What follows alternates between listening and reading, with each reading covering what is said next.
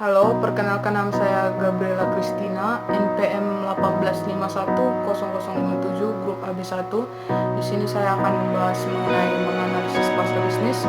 Ada beberapa konsep yang akan saya bahas. Yang pertama, apa itu organizational buying. Yang kedua, pasar bisnis dan pasar konsumen. Yang ketiga, situasi pembelian. Yang keempat, peserta dalam proses pembelian bisnis. Yang kelima, proses pembelian atau pengadaan.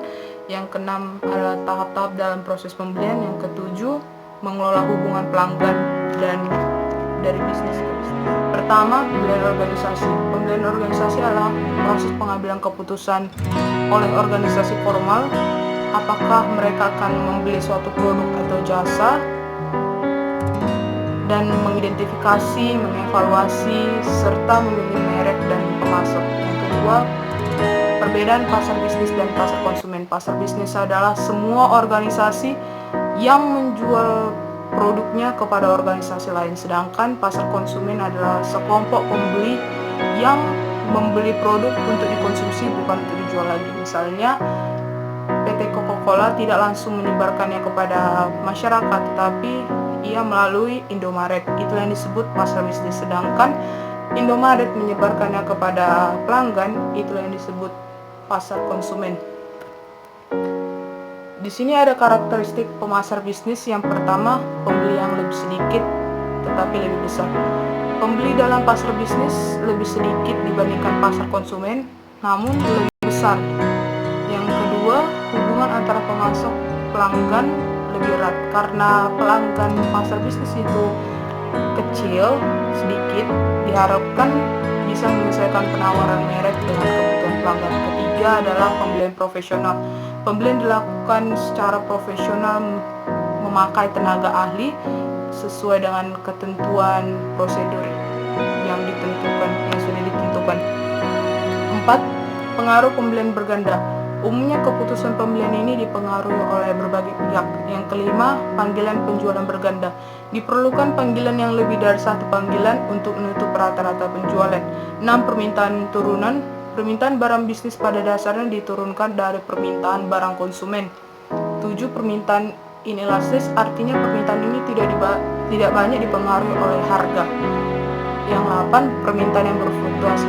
Permintaan yang berarti permintaan barang dan jasa bisnis cenderung tidak stabil dibandingkan dengan pasar konsumen. 9. Pembelian yang terkonsentrasi secara geografis. Jika produsen konsentrasi hanya dalam satu wilayah saja, itu akan mengurangi biaya penjualan. 10. Pembelian langsung. Banyak pembeli langsung membeli produknya kepada produsen dan tidak memakai perantara. 3. Situasi pembelian terdiri dari 3 jenis. 1. Pembelian kembali langsung. Dalam pembelian kembali langsung, Departemen Pembelian memesan kembali persediaan seperti perlengkapan kantor, peralatannya secara rutin dari pemasok yang sudah ditentukan. Kedua, pembelian kembali modifikasi, yaitu pembeli ingin memodifikasi misalnya seperti dalam bentuk spesifikasinya atau dalam harganya. Biasanya ada melibatkan pemasok dari dalam maupun dari luar. 3. Tugas baru. Pembeli membeli produk untuk pertama kalinya. Dan biasanya pembeli itu lebih banyak seperti memakai tugas baru dibandingkan membeli kembali. 4. Peserta dalam proses pembelian bisnis. Agen pembelian berpengaruh besar terhadap situasi pembelian kembali dan situasi pembelian modifikasi. Dan departemen lain itu biasanya mempengaruhi dalam situasi pembelian baru. Di sini ada 7 peran dalam proses keputusan pembelian. Yang pertama, inisiator. Inisiator adalah pengguna atau orang lain dalam organisasi yang meminta pembelian sesuatu. Yang kedua adalah user. Mereka inilah yang menggunakan produk atau jasa. Yang ketiga adalah influencer. Itu adalah orang yang mempengaruhi keputusan pembelian, sering juga memberikan informasi atau mengevaluasi yang terkait dengan suatu produk.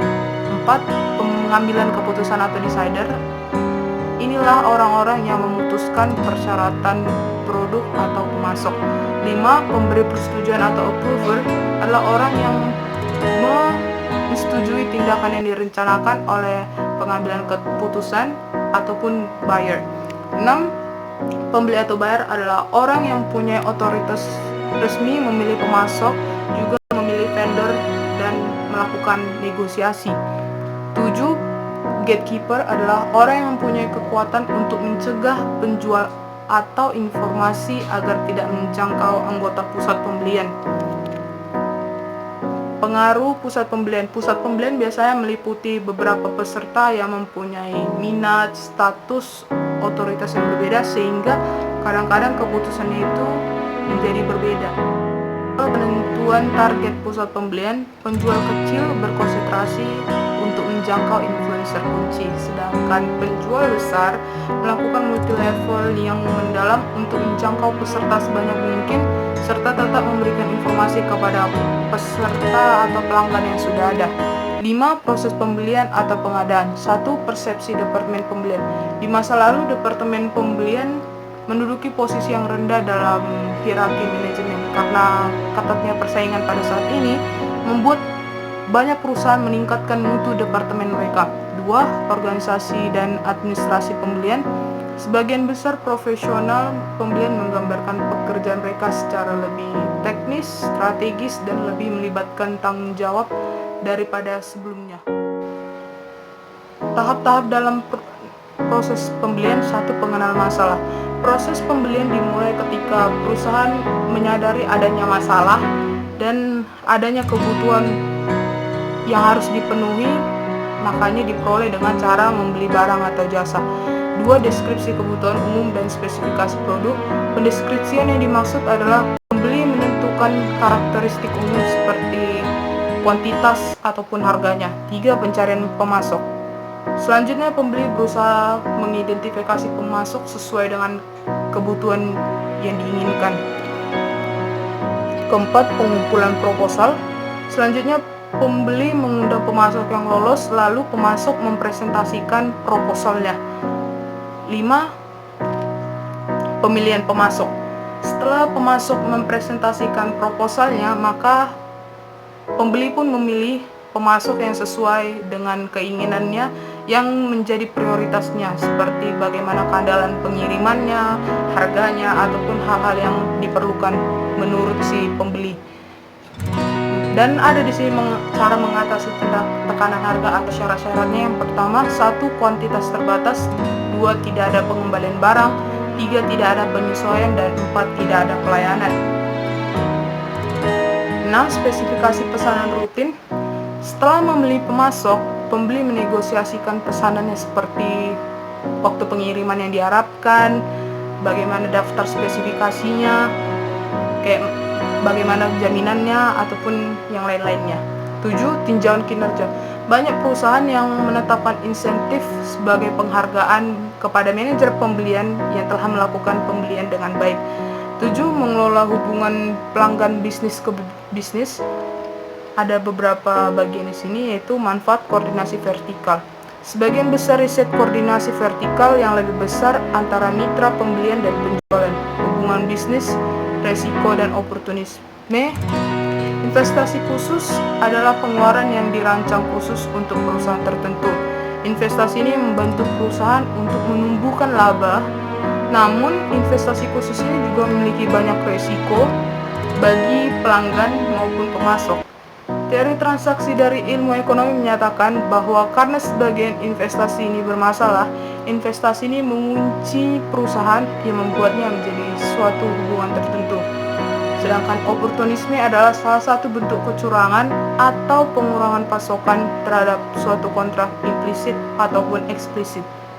Oportunisme dapat terjadi ketika pembeli tidak mengawasi pemasok dengan baik sehingga pemasok melakukan kecurangan.